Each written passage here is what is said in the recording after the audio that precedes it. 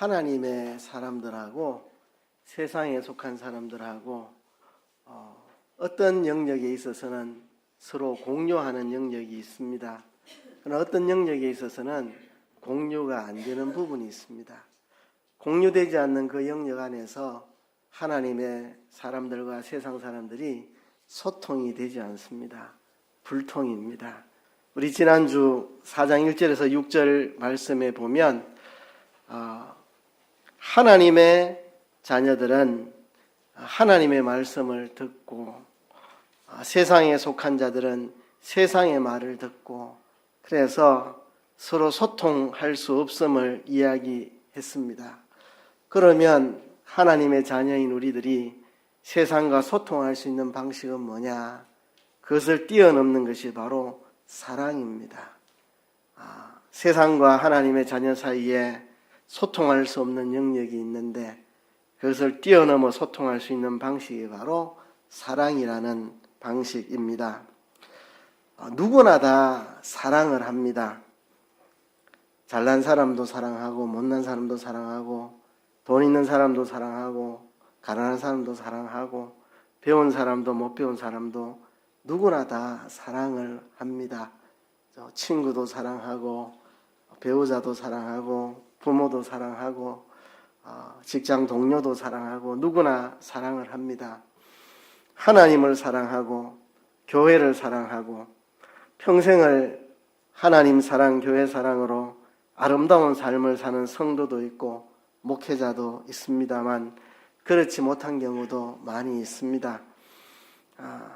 교회를 사랑한다고 하면서 교회를 망치는 일을 하기도 하고 하나님 사랑한다고 하면서도 하나님을 진정으로 사랑하는 것이 아닌 하나님의 영광을 가리는 그런 일도 있습니다. 그래서 사랑이란 진정 무엇인가? 어떻게 하는 것이 사랑이란 말인가? 우리가 질문을 던져 봐야 합니다. 온 세상의 관심이 다 사랑에 쏠려 있습니다. 대중가요의 90% 이상은 전부 사랑 노래입니다. 영화를 보면 그게 남녀 사랑을 주제로 한 영화는 물론이거니와 액션 영화도 다 사랑의 이야기가 들어있고 코미디 영화도 다 사랑의 이야기가 들어있고 어떤 영화든 다 그 속에 사랑의 이야기가 다 삽입되어 있습니다. 어린이부터 노년에 이르기까지 모두가 다 사랑합니다. 어르신들도 내 나이가 어때 해서 소리 지르면서 우리도 사랑한다고 외치고 있습니다. 사랑하지 않는 사람은 아무도 없습니다. 사람을 사랑하든 물건을 사랑하든 돈을 사랑하든 일을 사랑하든 스포츠를 사랑하든 자기 조직을 사랑하든 이념을 사랑하든 술을, 도박을, 마약을 사랑하든 사람들은 무언가를 사랑합니다. 인간에게 사랑하지 말라고 하는 것은 죽으라는 이야기와 같습니다. 대상이 무엇이든지 사랑하지 않고 살 수 없는 게 사람입니다. 나는 아무도 사랑하지 않는다고 하는 사람은 고독을 사랑하는 사람이고 나는 홀로 살겠다고 외치는 사람은 자기를 사랑하는 사람입니다. 자기를 사랑하든 고독을 사랑하든 사람은 무엇인가 사랑하며 삽니다. 사랑하지 않는 사람은 없습니다. 왜 그러냐 하면 사랑은 하나님께로부터 난 것이기 때문에 그렇습니다. 오늘 본문에 보면 7절에 사랑하는 자들아 우리가 서로 사랑하자. 사랑은 하나님께 속한 것이니 사랑은 하나님께 속한 것이다. 사랑은 하나님께 속한 것이다. 사랑은 하나님께 속한 겁니다. 그래서 하나님의 형상대로 하나님이 사람을 지으셨기 때문에 사랑은 하나님께 속한 것이고 그 하나님이 하나님의 형상대로 사람을 만드셨기 때문에 사람은 사랑하지 않고 살 수가 없습니다. 누구나 다 사랑하며 살아갑니다. 사랑은 하나님께 속한 것이기 때문에 그렇습니다. 오늘 본문은 사랑하는 자들아 라는 말로 시작을 하는데요. 사랑하는 자들아, 이는 예수님을 구주로 믿는 하나님의 자녀들을 염두에 둔 표현입니다. 사랑하는 자는 모두가 다 하나님께로부터 났고 하나님을 아는 자라고 본문은 말하고 있습니다. 사랑하는 자마다 하나님께로 나서 하나님을 안다고 그렇게 말씀하고 있습니다. 이게 요한의 독특한 표현 방법입니다. 무엇이든지 뒤집어서 이야기하는 거죠.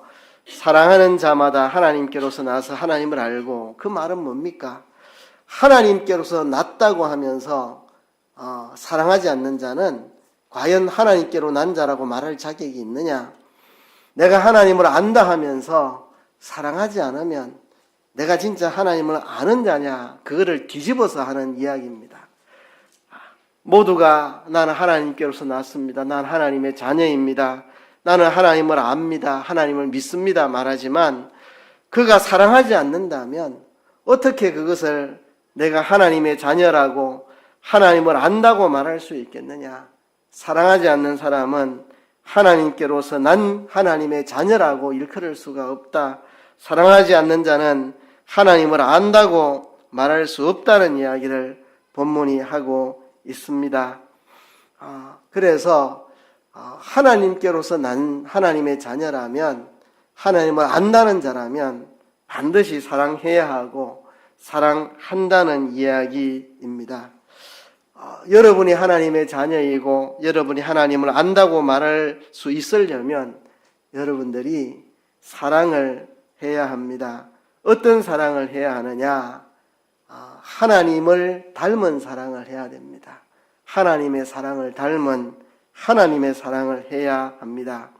오늘 본문에서 사랑하는 자마다 하나님께로 나서 하나님을 안다고 말할 때, 그러면 세상 모든 사람은 다 사랑을 하고 있는데 모두가 다 하나님을 안다는 이야기냐? 다 하나님께로 났다는 이야기냐? 그런 게 아닙니다. 하나님의 사랑을 닮은 사랑을 하는 사람, 바로 그 사람이 하나님의 자녀고 하나님을 안다고 말할 수 있다는 것입니다. 누구든지 어떤 사람이든지 모두가 다 사랑하고 있으니 하나님의 자녀가 된다는 의미가 아닙니다. 하나님의 사랑으로, 진정한 사랑으로, 하나님 닮은 사랑으로 사랑을 할 때 그 사람이 하나님의 자녀이고 하나님을 안다고 말할 수 있다는 이야기를 본문이 하고 있습니다. 오늘 본문에 사랑하는 자들라는 말로 시작합니다. 하나님의 백성들을 향하여 하는 말입니다. 사랑하는 자마다 하나님을 알고 하나님께로 났다고 말했습니다. 진정으로 하나님께로 나서 하나님을 아는 사람은 하나님의 사랑 같은 그런 사랑으로 사랑하는 사람이라 하는 것을 본문이 말하고 있습니다. 7절에 사랑은 하나님께로부터 온 것이라고 말합니다. 사랑하는 것이 하나님의 특징이라고 말하고 있습니다. 세상 사람들 모두가 다 사랑하고 있지만, 사랑하지 않는 사람은 없지만, 그것은 모든 사람이 다 하나님의 형상대로 지음받았기 때문에 사랑이 하나님께 속한 거로 모든 사람이 다 사랑을 하지만, 그러나 그 사랑이 왜곡되었다는 것을 우리가 기억해야 합니다. 사랑은 원래 그 기원이 하나님께로부터 난 것입니다. 그래서 모든 사람은 다 사랑하며 살고 사랑하지 않고는 살 수 없습니다. 그래서 사랑의 기원은 하나님입니다. 사랑은 하나님께 속했습니다. 그러나 이 피조된 인간이 사랑한다는 것이 하나님의 형상을 가지고 있는 그 하나님의 형상의 반영이지만, 그러나 그 인간이 타락을 했습니다. 죄를 짓고 타락해서 그 속에 있는 하나님의 형상이 왜곡되고 망가지고 말았습니다. 그래서 인간의 사랑도 망가지고 왜곡되고 말았습니다. 왜 이렇게 우리가 참 사랑을 하는 것이 어려운가, 힘든가? 하나님의 형상대로 지음받은 인간이 죄로 인해서 그 속에 하나님의 형상이 왜곡되고 파괴되었기 때문에 타락한 세상 속에서 그 사랑도 왜곡되고 변질되고 부패한 사랑으로 바꾸어졌기 때문에 그렇습니다. 하나님 형상으로 지음받은 인간이 그 타락과 부패와 죄성 때문에 온갖 부작용들이 나타나는데 그 중에 가장 강력하고 폭넓게 나타나는 것이 사랑이 아닌가 생각합니다. 하나님이 사랑이시고 사랑은 하나님께 속했기 때문에 하나님 형상대로 지음받은 모든 인간이 다 사랑하지 않고는 살 수 없지만, 그러나 인간이 죄로 인해서 하나님의 형상이 왜곡되고 뒤틀리고 파괴되어서 사람의 사랑도 왜곡되고 뒤틀리고 파괴된 모습으로 나타난다는 것입니다. 그렇죠? 어쩌면 인간의 타락과 부패와 죄성이 가장 폭넓고 심각하게 나타나는 것이 사랑일 것입니다. 사랑. 그렇죠? 그 사랑이 인간의 타락과 부패를 가장 폭넓게 드러내고 있는 게 사랑인 것 같습니다. TV 뉴스에서 늘 보는 게 누가 누구를 사랑하는데 상대방이 나를 거절한다고 죽여버렸다. 그렇죠? 타락한 인간, 부패한 인간에게 나타나는 사랑의 모습. 내가 너를 사랑하는데 너는 왜 나와 사귀기를 싫어하느냐. 죽여버리는 뒤틀린 왜곡된 사랑의 모습입니다. 사람이 사람을 사랑한다는 것은 매우 폭넓고 다양합니다. C.S. 루이스가 이 사람이 사람을 사랑하는 것을 4가지 종류로 나누었습니다. 4종류의 사랑이 있다. 상당히 설득력이 있어서 제가 인용을 합니다. 첫 번째 사랑은 애호입니다. 애호. 무언가를 좋아하고 애착을 느끼는 마음, 애호. 그죠? 내가 낚시를 좋아한다. 내가 축구를 좋아하고 야구를 좋아한다.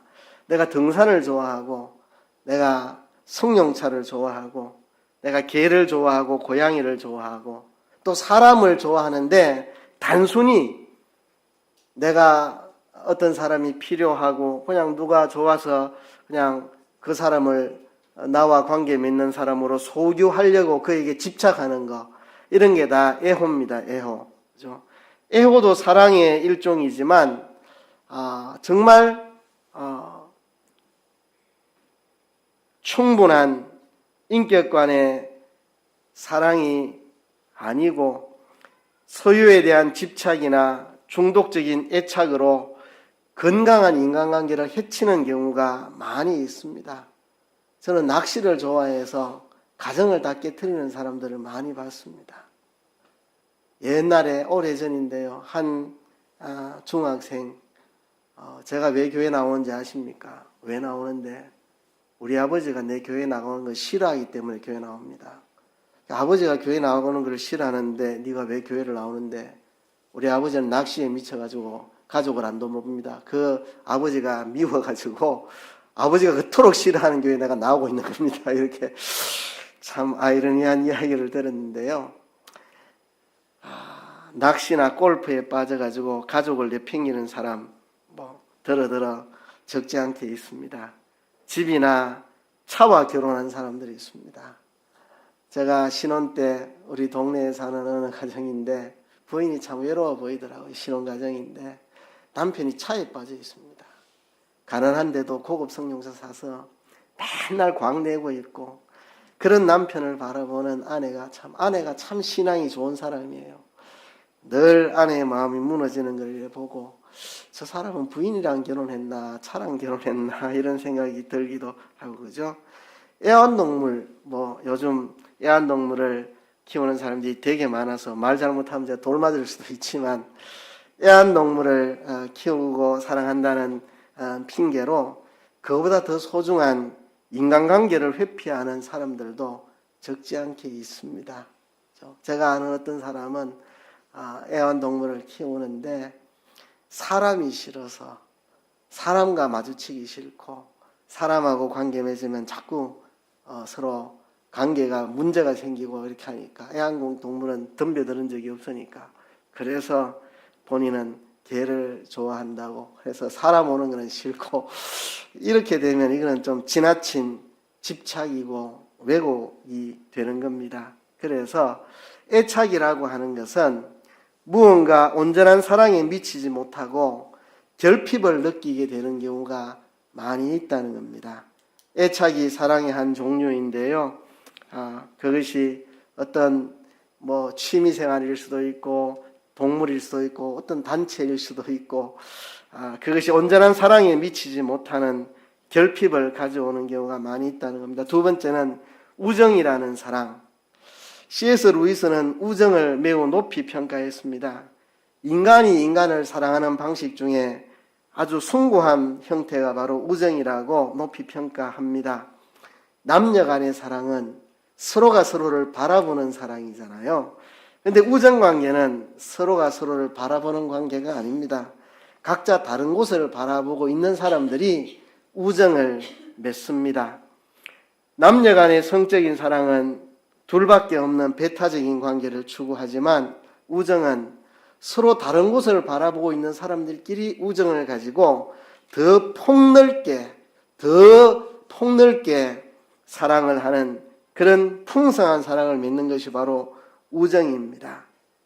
그런데 이렇게 고결할 수도 있는 우정이라고 하는 사랑, 이것이 인간의 사랑에 갇혀 있는 세상에서는 왜곡되고 실패되는 경우가 많이 있습니다. 끼리끼리의 문화가 누군가에게는 상처를 줍니다. 그 끼리끼리에 끼지 못하는 사람에게는 상처를 주고요. 끼리끼리 문화가 이 사회에 악영향을 끼칩니다. 혈연도 너무 강하면 문제가 됩니다. 문제가 돼요. 옛날에 체육대회를 교회에서 했는데 주일학교 아이들끼리 뭔가 부딪혔던가 하여튼 뭐 그런 일이 있었는데 한쪽 엄마가 상대편 아이 엄마 집을 찾아가서 오늘 축구할 때 그 집 애가 뭐 우리 애 너무 때렸느냐고 덤벼들고 그 어머니가 완전히 질려가지고 그냥 아이들끼리 공놀이 하다가 뭐 부딪힐 수도 있고 그런 건데 막 집까지 찾아와서 부모에게 항의하고 혈연이 너무 강한 집안. 그 집 자녀들을 보면 효자예요. 엄마에게 아빠에게 참 잘해요. 근데 저는 문제라고 봐요. 혈연으로 똘똘 뭉쳐가지고 외부 세력에 대해서는 굉장히 적대시하는 거, 굉장히 위험한 것입니다. 혈연이든 가족이든 뭐 집안이든 아니면 지연, 우리 지역 사람, 우리 고향 사람, 우리 학교 학연, 우리 학교 출신 이래가지고 불의의 카르텔을 만들어 나가는 우리 사회의 진짜 병폐입니다. 이 우정이라는 것이 타락한 인간에게 왜곡되어서 나타날 때는 정말 사회 악이 되어버리는, 정치 집단들 전부 우정을 맺어 있잖아요. 그죠? 뭐 보수고 진보고 다 말뿐입니다. 진짜 보수도 없고 진짜 진보도 없고, 제가 볼 때는 우리끼리 니하고 내하고 우리는 한패다. 우리 목숨 걸고 우리가 정권 잡는 걸 지키자. 패싸움 하는 거지. 무슨 이게 보수도 없고 진보도 없고 그냥 우리끼리 우정을 만들어가지고 우리끼리 네가 잘못돼도 난 네 편 들어준다. 네가 무슨 짓을 해도 나는 네 편 들어준다. 상대방은 아무리 잘해도 헐뜯고 이거 그냥 조직폭력으로 그룹 만들어 패싸움 하는 거지. 무슨 놈의 진보고 보수고 정치가 어디 있으면 이게 다 우정에 왜곡되고 잘못된 형태입니다. 우정에 왜곡되고 잘못된 형태. 세 번째가 에로스, 남녀 간의 성적인 사랑입니다. 남녀가 성적으로 서로 이끌림으로 사랑하는 거, 그죠? 서로를 절대화하죠. 서로를 우상화합니다. 이 사랑에 빠지면 여자에게 남자는 백마탄 왕자로 보이고 남자에게 여자에게는 잠자는 숲속의 공주로 보입니다. 왜냐하면 콩깍지가 씌이는 사랑이기 때문에 그렇습니다. 이 에로스의 사랑의 특징은 서로 절대적이고 콩깍지가 씌이는 사랑인데 이게 때로는 함정이 되기도 합니다. 결혼하고 나면 콩깍지가 낙엽처럼 떨어지는 경우가 많습니다. 그러면 그냥 남자는 백마로 보이고 여자는 잠만 자는 여자로 보이고 이렇게 되는 거죠. 그래서 이 에로스가 남녀 간의 성적인 사랑이 아주 격정이 있는 사랑이지만 이것도 타락한 인간에게 왜곡되면 내가 너를 사랑하는데 왜 너는 나를 외면하느냐, 죽여버리고 이렇게, 그죠? 사랑한다는 이름으로 죽여버리는 이런 왜곡이 있습니다. 네 번째, 사람이 사람을 사랑하는 네 번째, C.S. 루이스는 자비라고 말합니다. 자비. 사람이 사람에게 할 수 있는 사랑의 형태 중에 가장 숭고한 사랑, 자비. 부모가 자식을 사랑하고 자식을 위해서 아낌없이 내어주는 사랑입니다. 그렇죠? 내가 좋아하는 어떤 대상을 소중히 여길 뿐만 아니라 그렇지 않은 사람에게도 은혜를 베푸는 거죠. 그렇죠? 굶주린 고양이에게 먹을 것을 주기도 하고, 내 친한 동기 동창이 아니어도 그에게 기회를 주고, 내가 사랑하는 이성이 아니어도 진심으로 그의 이야기를 들어주고, 누군가의 결핍을 보고 공감해주고 동정해주고 채워주는 사랑, 이게 자비입니다. 자비. 그러나 이 자비조차도 타락한 인간에게는 왜곡되는 경우가 많이 있습니다. 부모가 자식을 사랑한다는 게 자식을 가두어 놓는 경우가 많이 있습니다. 많은 상담자들이 청소년들을 만나 상담을 하면 부모에게 아이들이 갇혀 있다. 부모가 자식을 통해서 자기가 이루지 못한 꿈을 이뤄보려고 자식을 족쇄에 채워가지고 꼼짝도 못하게 하는 거죠. 예전에 아내가 동네 아이들을, 물론 우리 교회 이야기는 아니고 예전의 이야기인데, 피아노를 이렇게 가르치고 이렇게 했는데 굉장히 좋아하죠. 가정이 어려워서 피아노 학원에 보내기 어려운 가정에 아내가 피아노 가르쳐주면 참 좋아하고 있는데, 아이들이 피아노 레슨이 끝났는데도 집에를 안 가요. 집에를 안 가. 왜 집에를 안 가나 봤더니 집에 가면 숨통이 막혀서 꼼짝도 못해. 공부해라 뭐 해라 숨이 막혀가지고, 그래도 교회에 피아노 배우러 와 있는 요동안 숨을 털 수 있다고. 부모가 자식을 사랑하는 거 아낌없이 다 퍼부어 주지만 자식을 자기 소유처럼 생각하고 자기 꿈을 이루는 대리 만족을 누리는, 그래서 자식을 족쇄로 채워가지고 자식을 망치는 그런 일들이 많이 있다는 겁니다. 부모가 자신의 자식을 자기 욕망 속에 가두어 채워버리는, 그렇죠? 자식에게 자기의 요구를 내밀면서 그것을 사랑으로 포장하는 그런 자비라는 것도 타락한 인간에게는 많이 왜곡되어 나타난다는 것입니다. 그래서 이 모든 사랑에 공통점이 있습니다. 타락한 인간의 애호든지 우정이든지 남녀의 에로스 사랑이든지 아니면 자비의 사랑이든지 이게 다 공통점이 있는데 필요의 사랑입니다. 내가 필요해서 사랑하는 겁니다. 내가 필요해서. 그렇죠? 우정도 우리끼리 모여가지고 뭔가 단체를 만들어서 우리의 공동 이익을 대변하자. 우리 서로 편들어주자. 다 내가 필요해서. 에로스 남녀 간의 그것도, 그렇죠? 자기 만족을 위해서, 심지어는 자비조차도, 부모가 자식을 위해 아낌없이 준다는 자비의 사랑조차도 내가 필요해서, 내가 이루지 못한 꿈을 너희를 통해 이루고 내가 너를 통해서 뭔가 내 꿈을 이루어버리라. 필요의 사랑입니다. 필요의 사랑. 필요의 사랑, 여기에 머무는 게 인간의 사랑의 한계입니다. 더 이상 나가지 못하는 게, 벗어날 수 없는 한계가 바로 이게 필요의 사랑. 내가 필요해서 하는 사랑. 그게 애착이든 우정이든 남녀 간의 에로스든 자비든 인간의 사랑은 한계가 있다는 겁니다. 인간이 죄를 지어 타락했기 때문에 내가 필요해서 나의 필요를 채우기 위해서 사랑하는 한계가 있다고 하는 것입니다. 이것이 내 필요 때문에 하는 사랑, 이것이 인간관계를 비극적으로 이끌고 가는 경우가 많이 있습니다. 자신의 필요를 위해서 내가 사랑하는 대상을 묶어두려고 하는 거죠. 그래서 많은 청소년, 청년들이 날개가 꺾이고 발목에 족쇄가 채인 채 살아가는 아이들이 많이 있습니다. 그렇죠? 그러면 그 부모는 왜 그렇게 할까? 그 부모도 사랑이 어려웠기에 그렇게 하는 거죠. 진정한 사랑을 할 수 없어서 그렇죠. 그 부모도 사랑에 굶주렸고, 그 부모도 채워지지 않는 사랑 자식에게서 채워보려고 몸부림친 거죠. 그죠? 그 아이도 불행하지만 그 부모도 안타까운 거죠.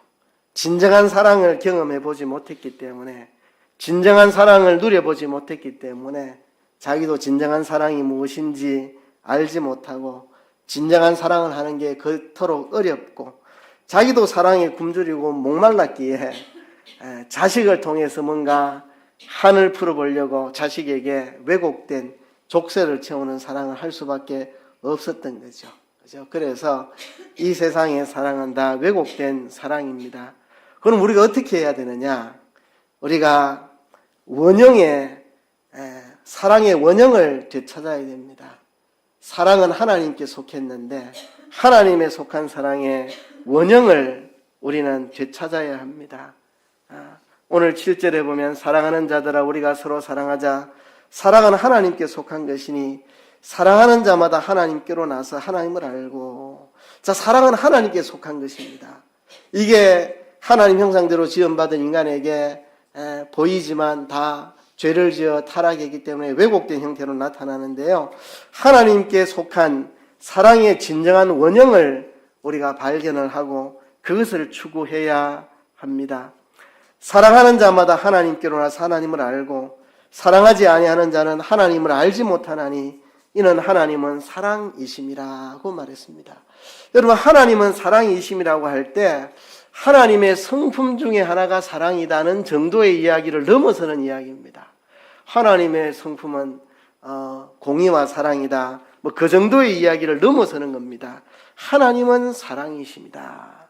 하나님은 사랑 그 자체시라는 이야기를 우리에게 하고 있습니다.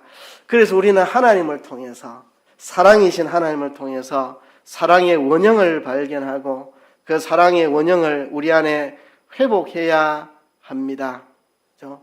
마치 자동차에 휠이 뒤틀려 있으면 달리면 자동차가 막 흔들흔들거리고 막 난립니다. 그것처럼 휠이 뒤틀린 자동차처럼 타락한 인간이 사랑한다고 하지만 뒤틀린 사랑을 하고 있는데요. 우리가 이 원형의 사랑을 되찾아야 합니다.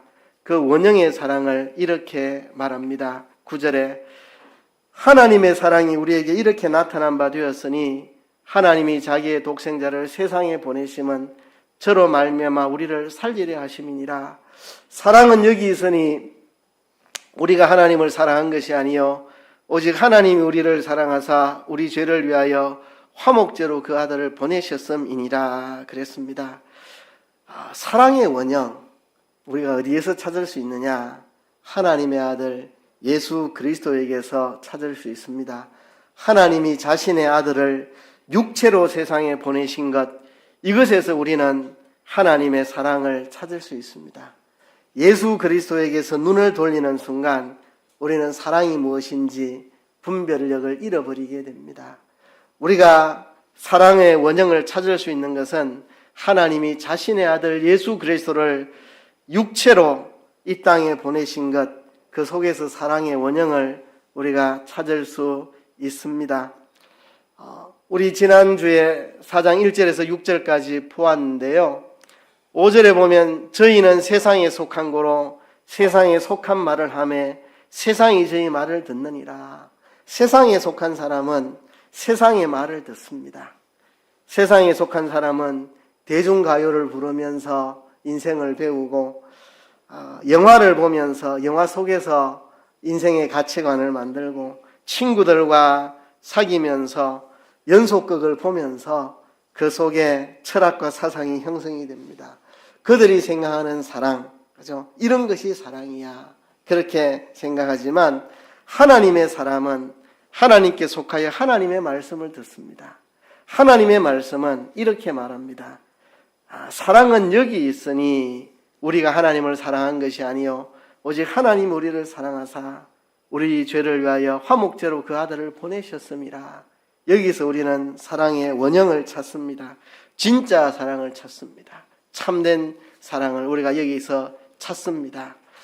사람들의 모든 사랑은 이 참사랑 가운데에 드러나고 치유되고 회복되어야 됩니다.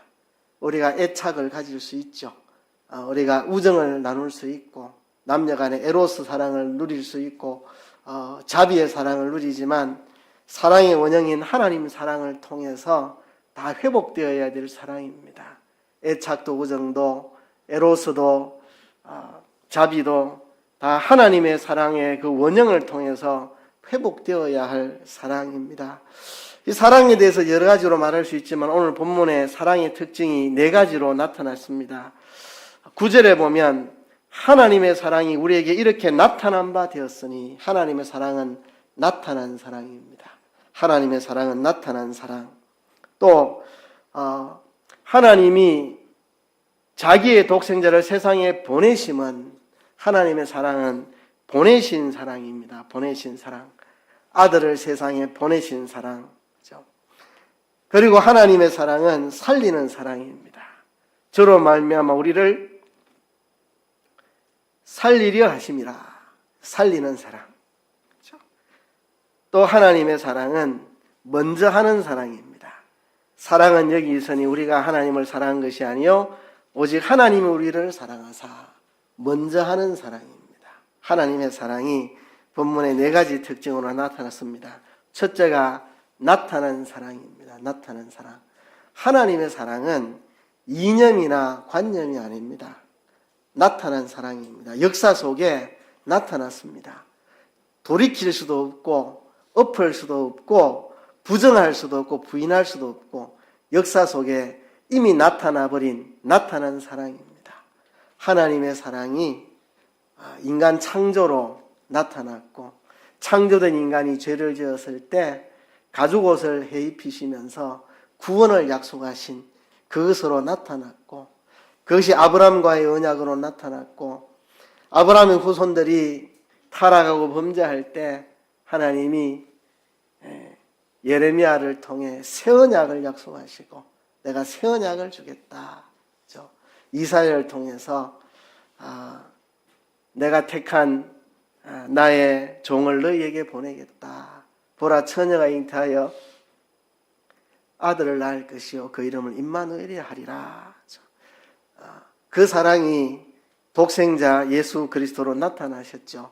나타난 사랑. 이념이나 상상이나 관념이 아니라 역사 속에 나타난 사랑. 그죠? 하나님의 사랑이 우리에게 이렇게 나타난 바 되었으니 나타난 사랑. 두 번째는 보내신 사랑입니다. 그죠? 독생자를 세상에 보내시면 그죠? 하나님이 그 아들을 세상에 보내셨습니다. 예수 그리스도가 이 땅에 오셨습니다. 죄 있는 인간의 모습으로 육체로 이 땅에 오셨습니다. 거룩하신 하나님이 죄 있는 인간의 모습으로 육체로 창조주가 피조물의 형상으로 이 땅에 오셨습니다. 독생자가 이 땅에 오셨습니다. 여러분, 우리가 가장 소중히 여기는 것을 내어놓는 게 쉽지 않습니다. 어린아이들 과자 하나 움켜진 거 펴는 게 쉽지가 않습니다. 그죠? 움켜지는 거. 여러분들도 움켜진 거 펴기가 쉽지가 않죠. 내가 땀 흘려 번 돈 펴기가 쉽지 않잖아요. 그죠? 내가 사랑하는 사람 포기하고 싶지 않잖아요. 그죠? 하나님이 독생자를 이 땅에 보내주시는 거. 그죠? 우리도 내게 소중한 것을 내어놓기 힘든데 하나님이 자기의 독생자를 세상에 보내주신 이것이 바로 사랑입니다. 그리고 저로 말미암아 우리를 살리려 하심이라. 우리를 살리는 것이 사랑입니다. 인간의 사랑은 다 필요에 의한 사랑이라 그랬습니다. 그죠? 껌 씹고 싶을 때 씹다가 이제 필요가 없으면 뱉어버리잖아요. 껌과 같은 사랑. 내가 필요해서 하는 사랑. 심지어 자비조차도 내가 만족을 누리고 나의 만족을 위해 자비를 베푸는 이게 인간의 사랑의 한계입니다. 그러나 하나님의 사랑은 저로 말미암아 우리를 살리려 하심이라. 우리를 죄와 마귀와 사망에서 건져내는 살려주는 사랑, 살리는 사랑이 하나님의 사랑입니다. 그리고 먼저 하는 사랑입니다. 사랑은 여기 있으니 우리가 하나님을 사랑한 것이 아니요 오직 하나님은 우리를 사랑하사 우리 죄를 위하여 화목제로 그 아들을 보내셨습니다. 우리가 하나님 앞에 충성하니까 사랑하신 게 아니고 우리가 아직 죄인 되었을 때에 그 아들을 보내셨습니다. 먼저 하는 사랑. 그렇죠? 제가 늘 그런 말 잘하잖아요. 사랑은 가치 있게 만든다. 가치 있어서 사랑하는 게 아니고 사랑하면 가치가 있어진다. 그렇죠? 저 사람 내가 사귀면 내한테 유익하겠다. 가치가 있어서 사랑하는 게 세상 사랑입니다. 아무런 가치가 없지만 내가 그를 사랑해 줌으로 그가 가치가 있어지는 거. 이게 하나님의 사랑입니다. 하나님이 보실 때 저 인간들 사랑해 주면 좀 쓸모가 있겠다. 이래가 하나님이 사랑한 게 아닙니다.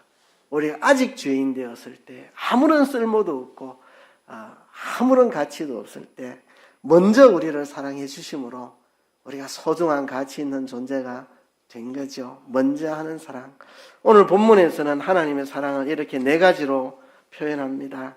하나님의 사랑은 나타난 사랑이고 관념이 아니라 논리가 아니라 생각이 아니라 역사 속에 구체적으로 나타난 사랑이고 그것은 독생자를 세상에 보내주신 사랑입니다. 우린 조그만 것도 아까운 거 이렇게 내가 내어주기가 힘든데 하나님은 자기의 독생자를 세상에 내어주신 사랑, 이것이 하나님의 사랑입니다. 그 독생자로 말미암아 우리를 살려내는 사랑, 이것이 하나님의 사랑입니다. 하나님의 사랑은 먼저 하는 사랑입니다. 먼저 하는 사랑, 아무런 쓸데도 없고 가치도 없는 우리를 하나님이 먼저 우리가 하나님을 사랑하니까 하나님 우리를 사랑하신 게 아니고 먼저 우리를 사랑해 주신 그런 사랑, 이것이 하나님의 사랑입니다. 우리는 이 하나님의 사랑에서 사랑의 원형을 발견하고 이 사랑을 본받아 우리는 나아가야 합니다. 이 사랑을 본받아 나아가야 됩니다. 왜 사람이 이 사랑을 하기 힘드냐? 인간이 타락했기 때문에 그렇습니다. 인간이 사랑하지 않고 살지 못하는 이유가 뭐냐? 하나님은 사랑이신데 그 하나님 형상대로 지원받았기 때문에 인간은 사랑하지 않고는 살 수 없습니다. 돈을 사랑하든 여자를 사랑하든 도박을 사랑하든 정당을 사랑하든 정치를 사랑하든 권력을 사랑하든 무언가 사랑하고 사랑합니다. 그런데 그 사랑들이 필요에 의한 사랑이고 다 뒤틀려 왜곡된 사랑입니다. 인간이 타락했기 때문에요. 그래서 우리가 참 사랑을 하기가 어렵습니다. 어찌해야 합니까? 하나님의 사랑에서 사랑의 원형을 찾아서 우리는 그 사랑을 닮아가고 그 사랑을 하는 사람이 되어야 됩니다. 그래서 사랑하는 자는 하나님을 알고 하나님께 난 자들이라고 말했습니다. 요한은 말을 잘 뒤집어하곤 합니다. 네가 진짜 하나님의 자녀라면, 네가 진짜 하나님을 안다면, 하나님을 믿는다면 이런 사랑을 해야 되지 않느냐. 이런 사랑을 하지 않으면서 내가 하나님의 자녀라고 하나님을 안다고 말할 수 있겠느냐. 우리에게 뒤집어 말하고 있습니다. 여러분, 우리가 하나님의 사랑에서 사랑의 원형을 발견하고 참 사랑으로 사랑하는 저와 여러분 되기를 주의 이름으로 축복합니다. 말씀을 생각하시면서 통성으로 기도하겠습니다.